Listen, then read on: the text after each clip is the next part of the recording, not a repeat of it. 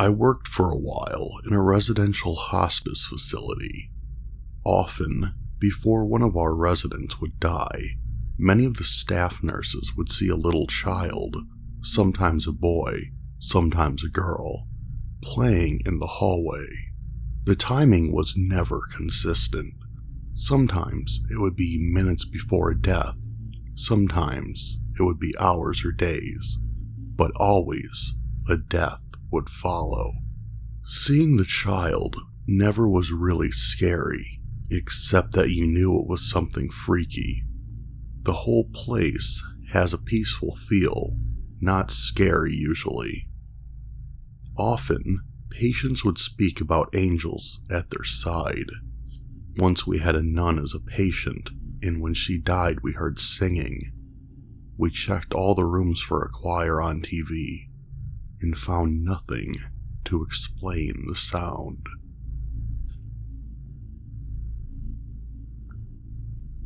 I was working my regular 7 to 7 night shift in a bone marrow transplant unit with one other nurse. We had 5 patients, and it was about 3:30 a.m. My coworker had just come out of room 4, and I startled her as she came around the corner. She had been emptying a urinal when the bathroom door had closed on her, which of course freaked her out, and she spilled urine on herself. But I digress. She proceeded to tell me that there was a young gentleman who had been in that room who died a rather gruesome death.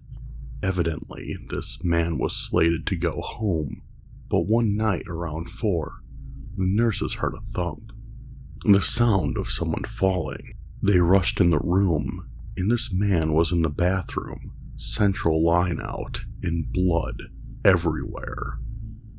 They coded him, but he died right there in the bathroom. No one is sure why he pulled his line, or what had happened, but evidently the scene was a bloodbath. Now here comes the scary part. A few weeks later, a sweet little old lady is in that room, and asked the nurse if someone had died in there. The nurse explained that this is a hospital, and it was likely that someone could have died. Well, the lady says, "I think a young guy died in here." The nurse asks why. The lady responds, "Because he's talking to me." Okay, I'm not making this up. This lady has a central line, triple lumen. The nurse goes in there later, and there is blood everywhere. One of her lines is cut, not pulled out, but cut. There are no scissors in the room.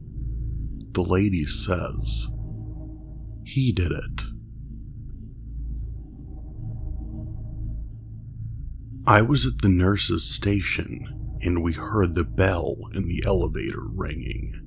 Someone was yelling, "Help!" and we heard pounding. We called security to tell them someone was stuck in the elevator.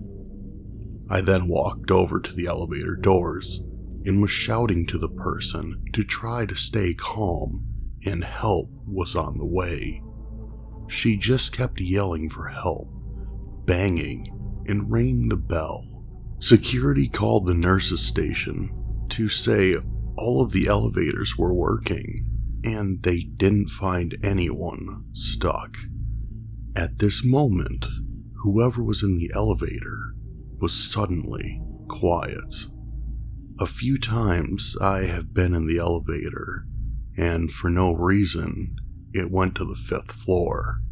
The 5th floor is totally unoccupied, but used to be a hospice unit.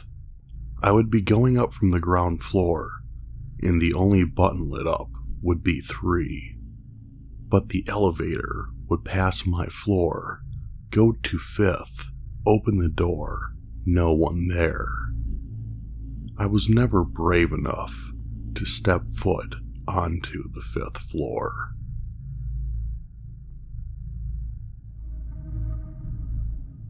Psychiatric RN here.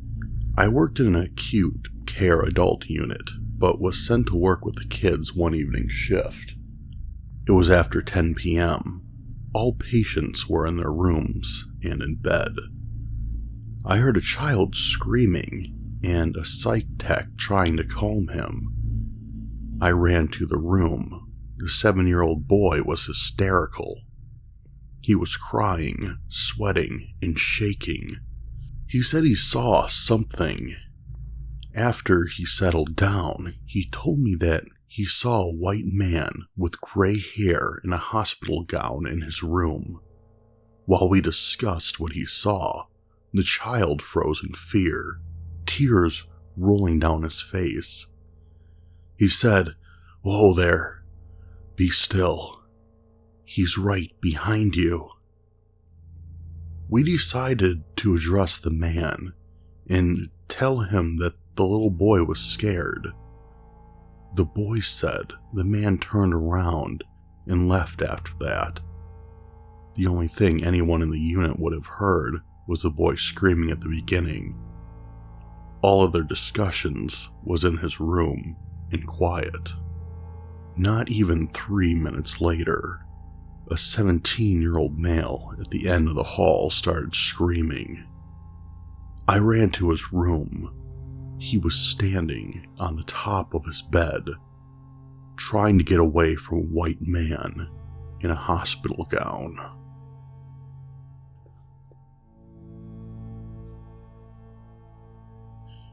I work in intensive care in a small community hospital.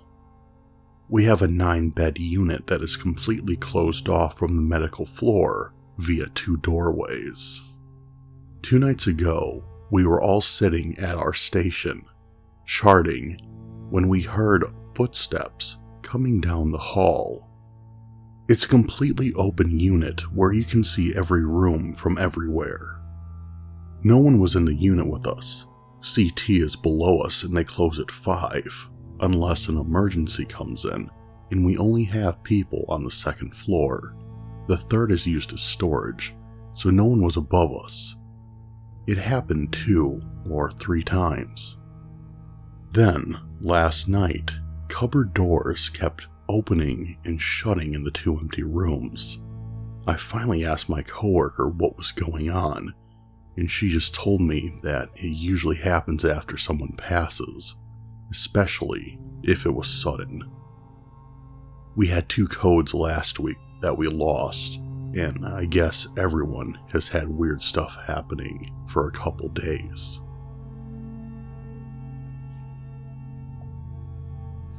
Every night, before the next shift comes in, I check on all my patients, make sure their briefs are clean, refill water pitchers, etc. This is usually right after sunset. 3 different patients in 3 different rooms have told me they're frightened of the tall, thin man standing in the corner, pointing right over my shoulder. It's really unsettling.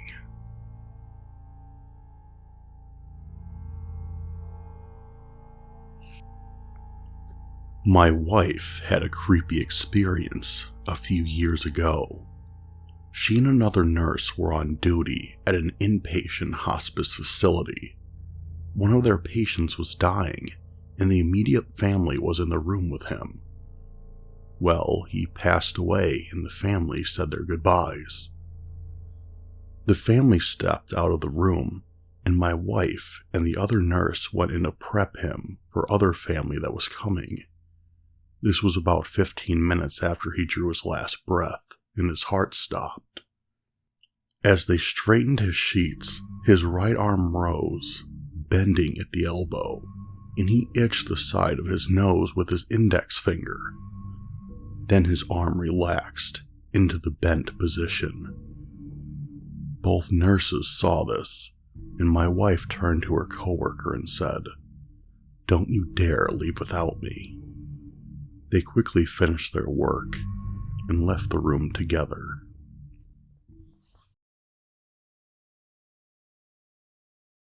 Hey everyone, Dismal Hero here.